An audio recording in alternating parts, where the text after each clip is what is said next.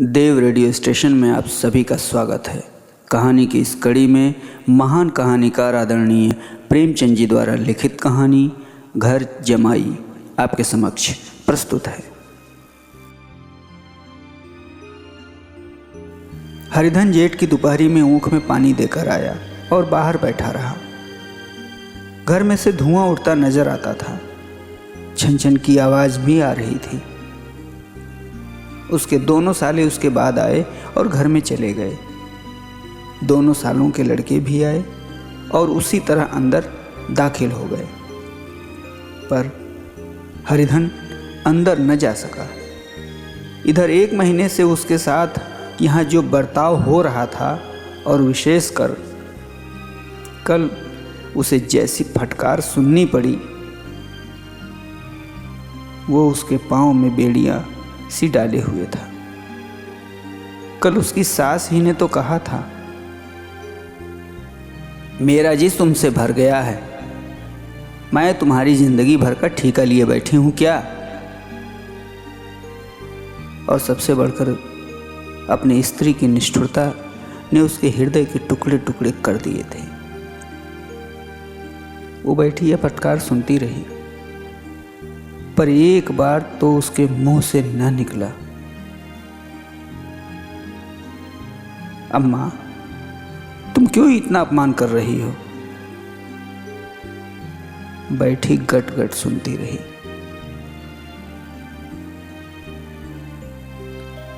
शायद मेरी दुर्गत पर खुश हो रही थी।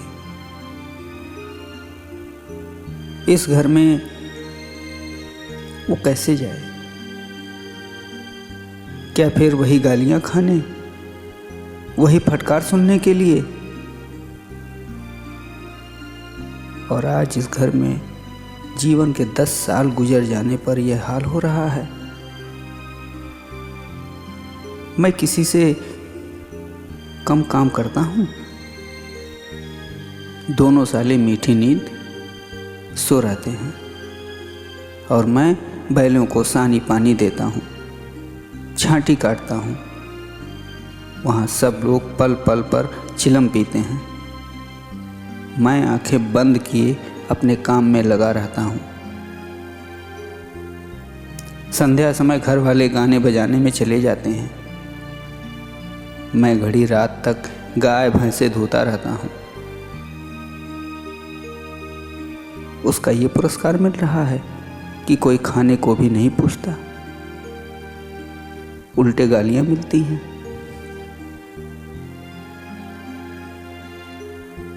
उसकी स्त्री घर में से डोल लेकर निकली और बोली, जरा इसे कुएं से खींच लो, एक बूंद पानी नहीं है। हरिधन ने डोल लिया और कुएं से पानी भर लाया। उसे जोर की भूख लगी हुई थी।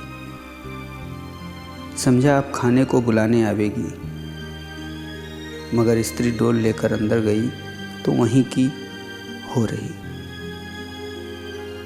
हरिधन थका मादा क्षुधा से व्याकुल पड़ा पड़ा सो गया।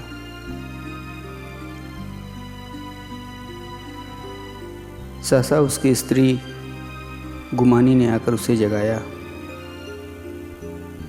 हरिधन ने पड़े पड़े कहा, क्या है, क्या पड़ा भी न रहने देगी या और पानी चाहिए?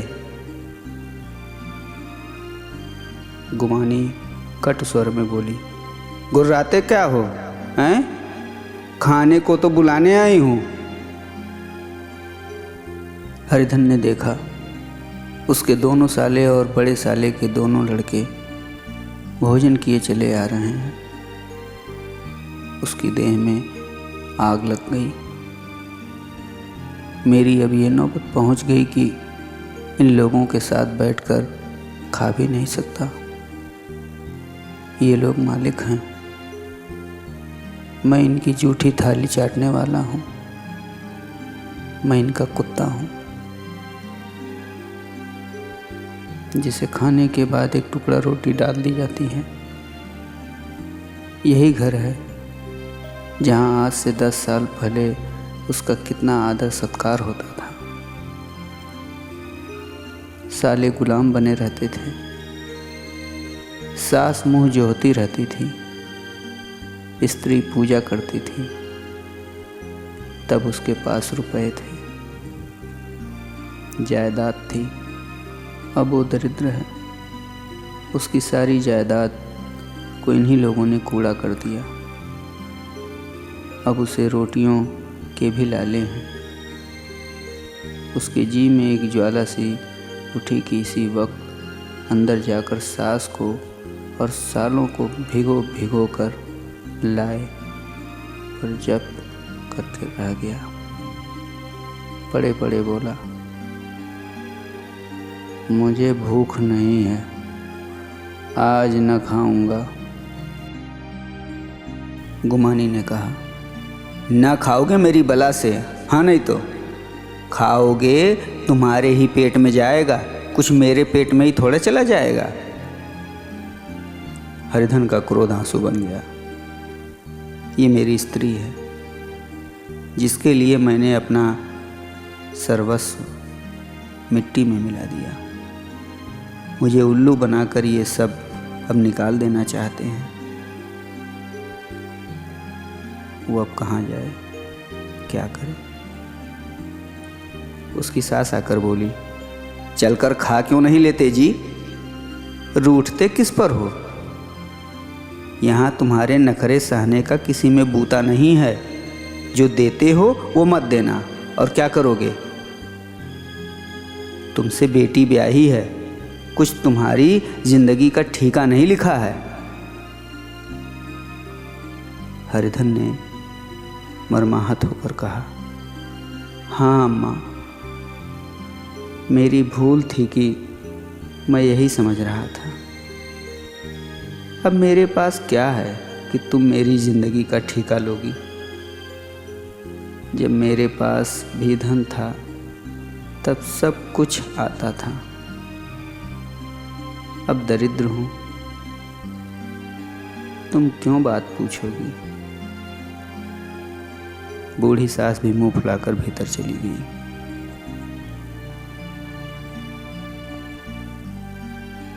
बच्चों के लिए बाप एक फालतू सी चीज, एक विलास की वस्तु, जैसे घोड़े के लिए चने या बाबुओं के लिए मोहन भोग। माँ रोटी दाल है। मोहन भोग उम्र भर न मिले तो किसका नुकसान, मगर एक दिन रोटी दाल के दर्शन न हो तो फिर देखिए क्या हाल होता है।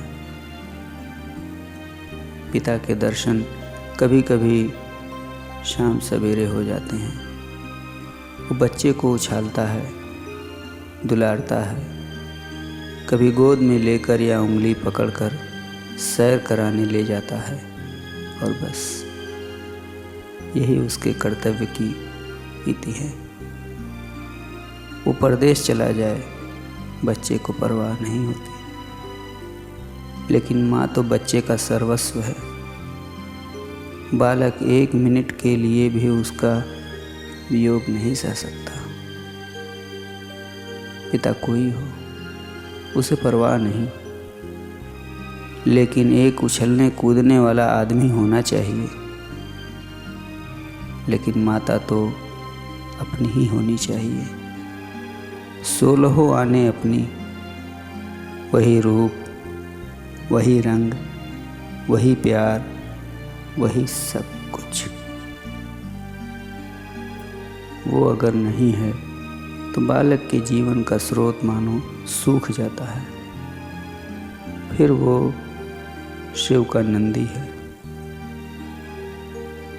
जिस पर फूल या जल चढ़ाना लाजमी नहीं, अख्तियारी है। हरिधन की माता का आज 10 साल हुए देहांत हो गया था। उस वक्त उसका विवाह हो चुका था। वो 16 साल का कुमार था, पर माँ के मरते ही उसे मालूम हुआ मैं कितना निस्सहाय हूँ। जैसे उस पर उसका कोई अधिकार ही न रहा हो। बहनों की विवाह हो चुके थे, भाई कोई दूसरा न था। बेचारा अकेले घर में जाते भी डरता था। माँ के लिए रोता था, पर माँ की परछाई से डरता था। जिस कोठरी में उसने देह त्याग किया था, उधर वो आंखें तक न उठाता। घर में एक बुआ थी, वो हरिधन का बहुत दुलार करती। हरिधन को अब दूध ज़्यादा मिलता, काम भी कम करना पड़ता। बुआ बार बार पूछती, बेटा कुछ खाओगे? बाप भी अब उसे ज़्यादा प्यार करता। उसके लिए अलग एक गाय मंगवा दी। कभी कभी उसे कुछ पैसे दे देता कि चाहे जैसे खर्च करे, पर इन मरहमों से वो घाव न पूरा होता जिसने उसकी आत्मा को आहत कर दिया था। ये दुलार और प्यार उसे बार बार माँ की याद दिलाता। माँ की घुड़कियों में जो मज़ा था, वो क्या इस दुलार में था? माँ से मांग कर, लड़कर, ठुनक कर, रूठ कर लेने में जो आनंद था, वो क्या इस भिक्षादान में था? पहले वो स्वस्थ था, मांग कर खाता, लड़ कर खाता। अब वो बीमार था। अच्छे से अच्छे पदार्थ उसे दिए जाते थे, पर भूख न थी। साल भर तक वो इस दशा में रहा। फिर दुनिया बदल गई। एक नई स्त्री, जिसे लोग उसकी माता कहते थे, उसके घर में आई और देखते देखते एक काली घटा की तरह उसके संकुचित भूमंडल पर छा गई। सारी हरियाली, सारे प्रकाश पर अंधकार का पर्दा पड़ गया। हरिधन ने इस नकली माँ से बात तक न की, कभी उसके पास तक गया नहीं। एक दिन घर से निकला और ससुराल चला आया। बाप ने बार बार बुलाया, पर उनके जीते जी वो फिर उस घर में न गया। जिस दिन उसके पिता की देहांत की सूचना मिली, उसे एक प्रकार का ईर्ष्यामय हर्ष हुआ। उसकी आंखों से आंसू की एक बूंद भी न आई।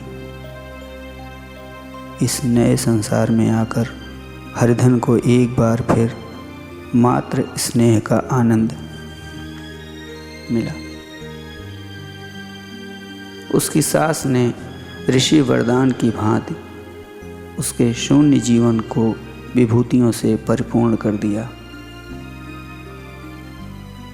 मरुभूमि में हरियाली उत्पन्न हो गई।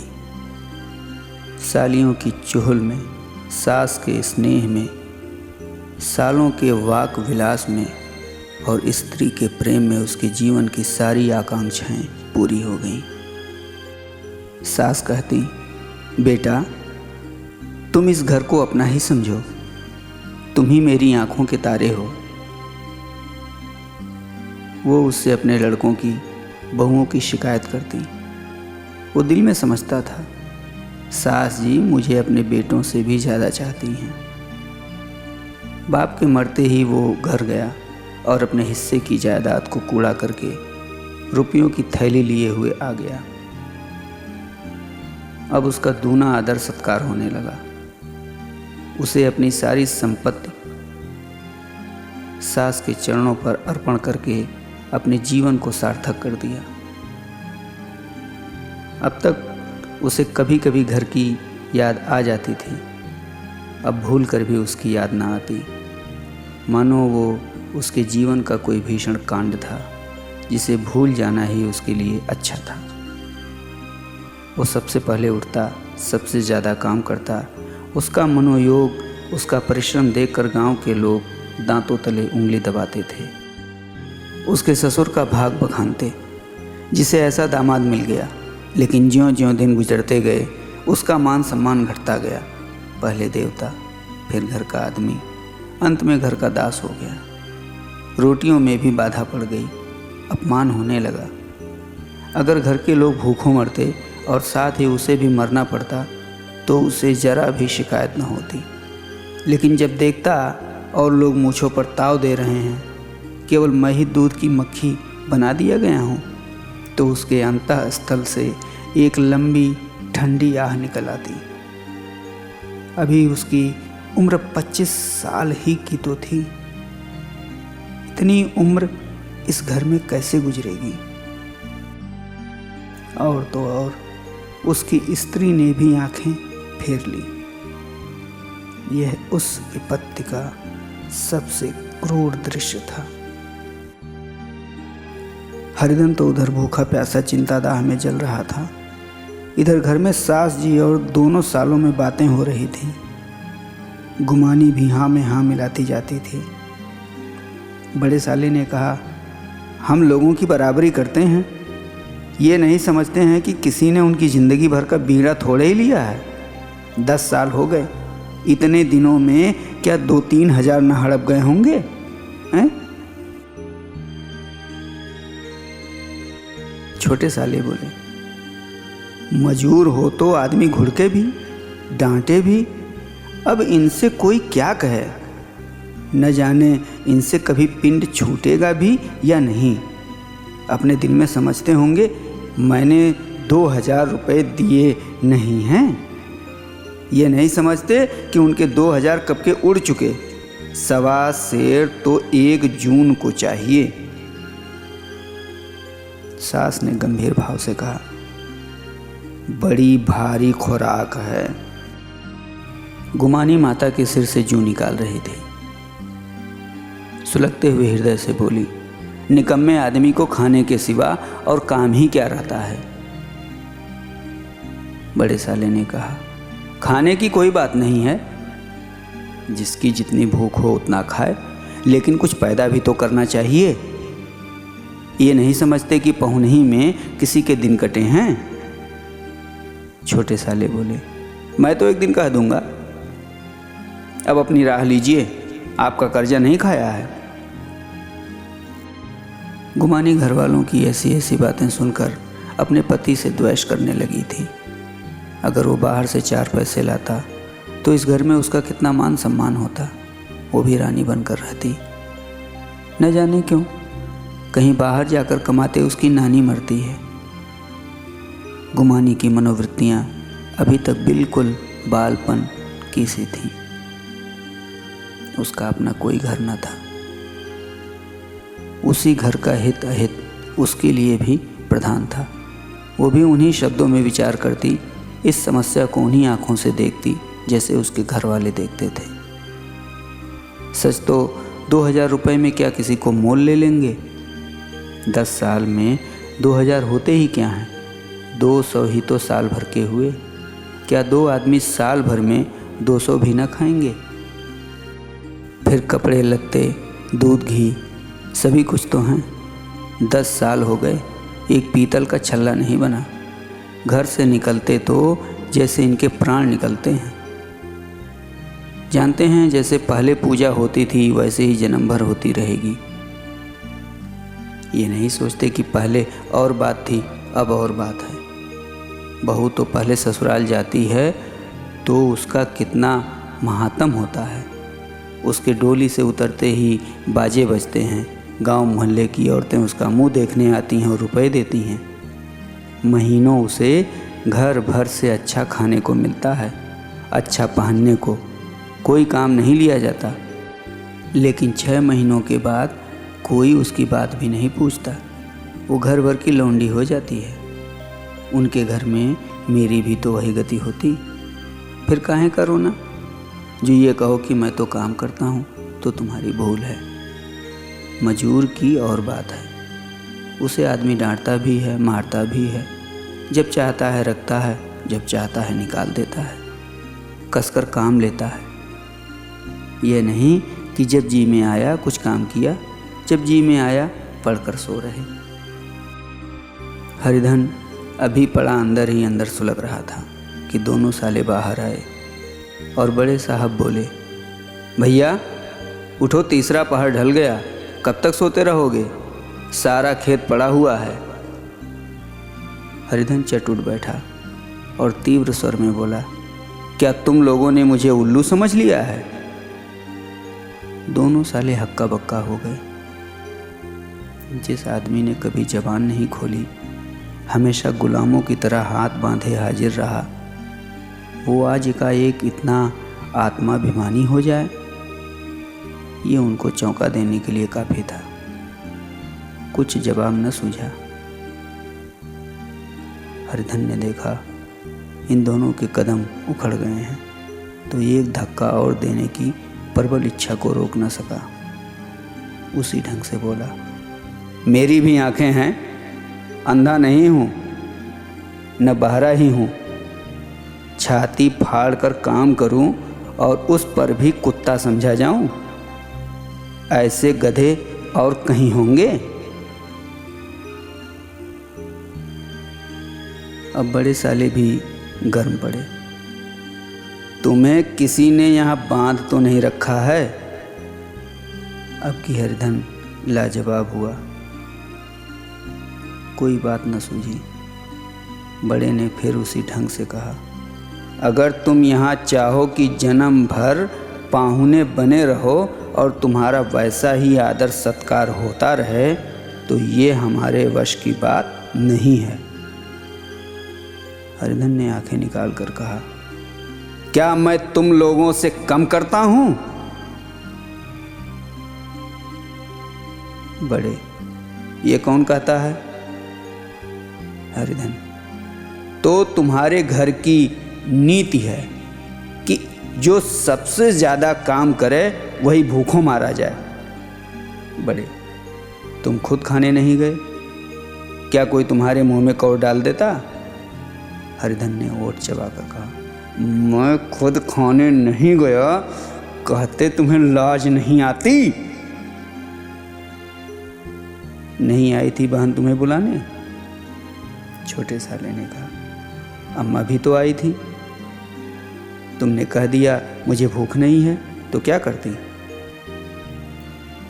सास भीतर से लपकी चली आ रही थी। यह बात सुनकर बोली, कितना कहकर हार गई, कोई उठे न तो मैं क्या करूं? हरिधन ने विष, खून और आग से भरे हुए स्वर में कहा, मैं तुम्हारे लड़कों का जूठा खाने के लिए हूं? मैं कुत्ता हूं कि तुम लोग खाकर मेरे सामने जूठी रोटी का टुकड़ा फेंक दो? बुढ़िया ने हट कर कहा, तो क्या तुम लड़कों की बराबरी करोगे?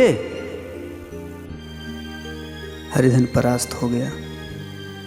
बुढ़िया ने एक ही वाक प्रहार में उसका काम तमाम कर दिया। उसकी तनी हुई भवें ढीली पड़ गईं, आंखों की आग बुझ गई, फड़कते हुए नथुने शांत हो गए। किसी आहत मनुष्य की भांति वो जमीन पर गिर पड़ा। क्या तुम मेरे लड़कों की बराबरी करोगे? ये वाक्य एक लंबे भाले की तरह उसके हृदय में चुभता चला जाता था। न हृदय का अंत था, न उस भाले का। सारे घर ने खाया, पर हरिधन न उठा। सास ने मनाया, सालियों ने मनाया, ससुर ने मनाया, दोनों साले मनाकर थक गए। हरिधन न उठा। वहीं द्वार पर एक टाट पर पड़ा था। उसे उठाकर सबसे अलग कुएं पर ले गया और जगत पर बिछाकर पड़ा रहा। रात भीग चुकी थी। अनंत प्रकाश में उज्ज्वल तारे बालकों की भांति क्रीड़ा कर रहे थे। कोई नाचता था, कोई उछलता था, कोई हंसता था, कोई आंखें मीच कर फिर खोल देता था। रह रह कर कोई साहसी बालक सपाटा भरकर एक पल में उस विस्तृत क्षेत्र को पार कर लेता था और न जाने कहाँ छिप जाता था। हरिधन को अपना बचपन याद आया, जब वो इसी तरह क्रीड़ा करता था। उसकी बाल स्मृतियाँ उन्हीं चमकीली तारों की भांति प्रज्वलित हो गईं। वो अपना छोटा सा घर, वो आम के बाग जहाँ वो केरियाँ चुना करता था, वो मैदान जहाँ वो कबड्डी खेला करता था, सब उसे याद आने लगे। फिर अपनी स्नेहमयी माता की सदैव मूर्ति उसके सामने खड़ी हो गई। उन आँखों में कितनी करुणा थी, कितनी दया थी। उसे ऐसा जान पड़ा मानो माता आँखों में आंसू भरे उसे छाती से लगा लेने के लिए हाथ फैलाए उसकी ओर चली आ रही हैं। वो उस मधुर भावना में अपने को भूल गया। ऐसा जान पड़ा मानो माता ने उसे छाती से लगा लिया है और उसके सिर पर हाथ फेर रही हैं। वो रोने लगा, फूट फूट कर रोने लगा। उसी आत्मसम्मोहित दशा में उसके मुख से यह शब्द निकला, अम्मा, तुमने मुझे भुला दिया। देखो देखो तुम्हारे प्यारे लाल की क्या दशा हो रही है। देखो माँ, तुम्हारे प्यारे लाल की क्या दशा हो रही है। कोई उसे पानी को भी नहीं पूछता। क्या जहाँ तुम हो वहाँ मेरे लिए जगह नहीं है।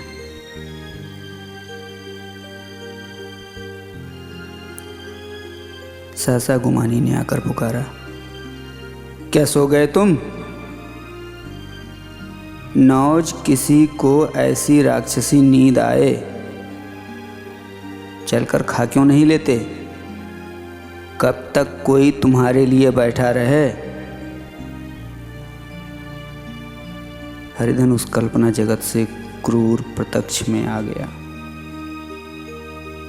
वही कुएं की जगत थी, वही फटा हुआ टाट, और गुमानी सामने खड़ी कह रही थी, कब तक कोई तुम्हारे लिए बैठा रहे? हरिधन उठ बैठा और मानो तलवार म्यान से निकाल कर बोला, भला तुम्हें मेरी सुध तो आई। मैंने तो कह दिया था मुझे भूख नहीं है।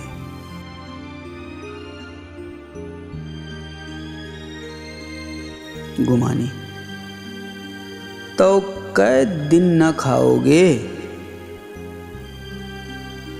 अब इस घर का पानी भी न पीऊंगा। तुझे मेरे साथ चलना है या नहीं? दृढ़ संकल्प से भरे हुए इन शब्दों को सुनकर गुमानी सहम उठी, बोली, कहाँ जा रहे हो? हरिधन ने मानो नशे में कहा, तुझे इससे क्या मतलब? मेरे साथ चलेगी या नहीं? फिर पीछे से न कहना मुझसे कहा नहीं। गुमानी आपत्ति के भाव से बोली, तुम बताते क्यों नहीं, कहाँ जा रहे हो?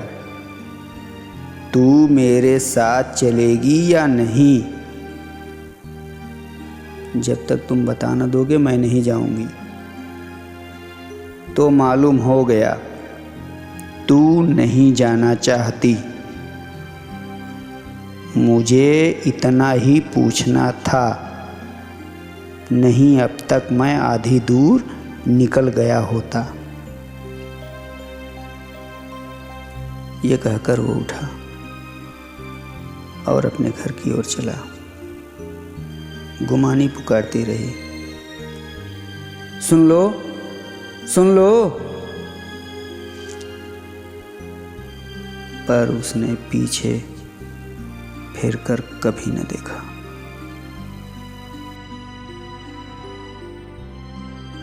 30 मील की मंजिल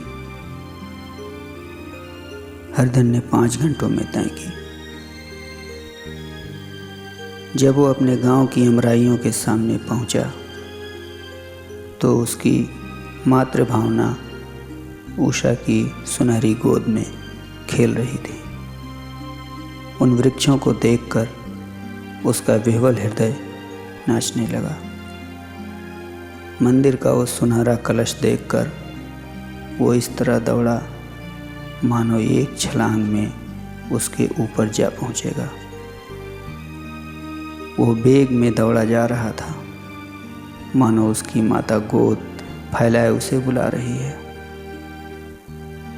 जब वो आम के बाग में पहुंचा,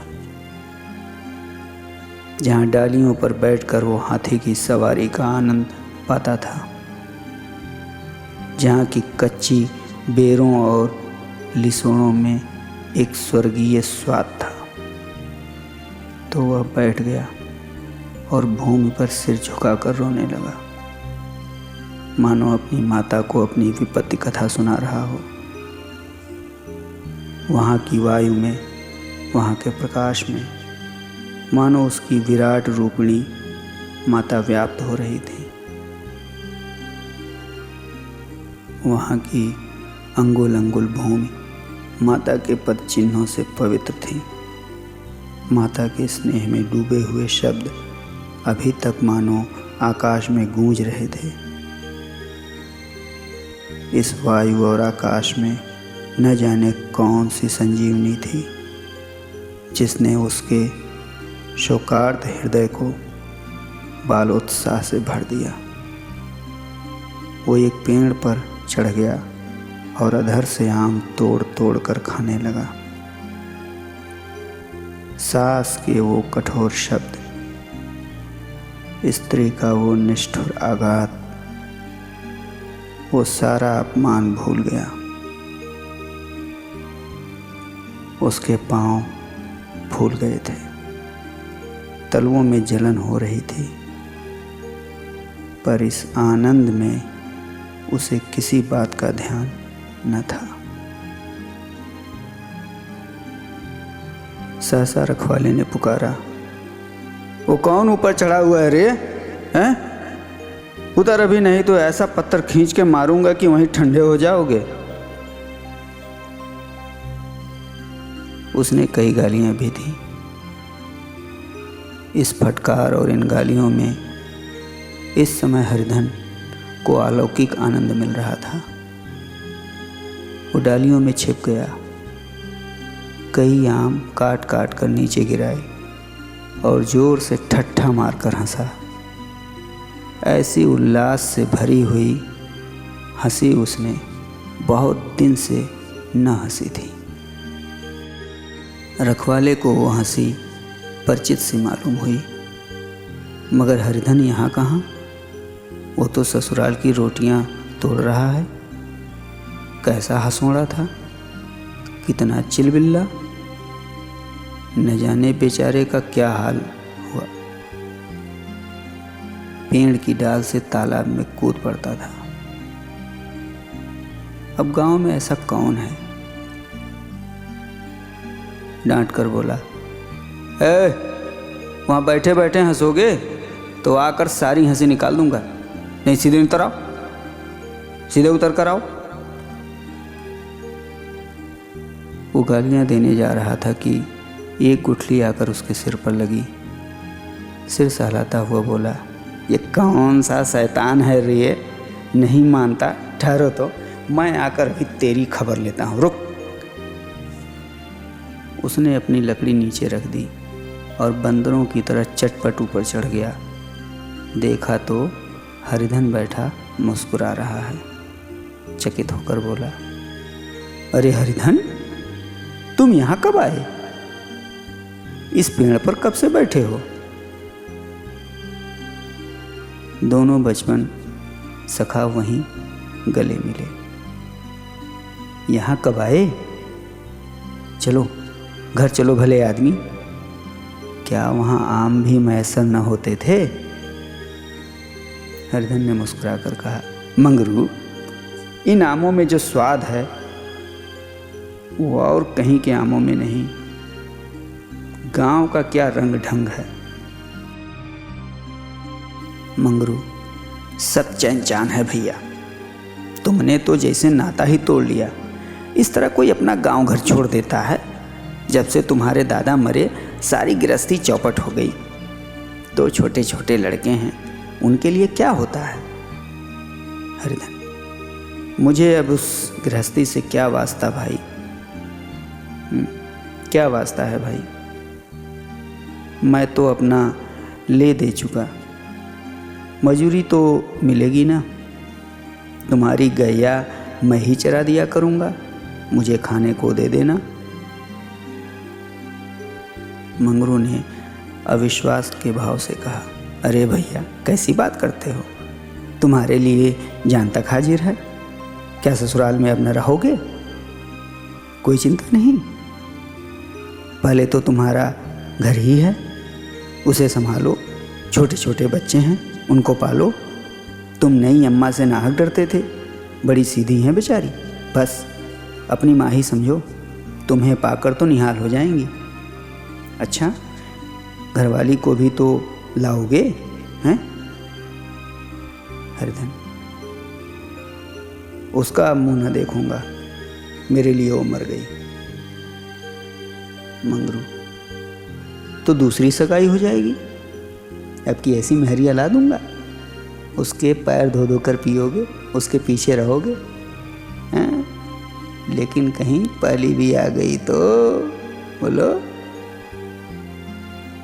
हरिधन, वो ना आएगी।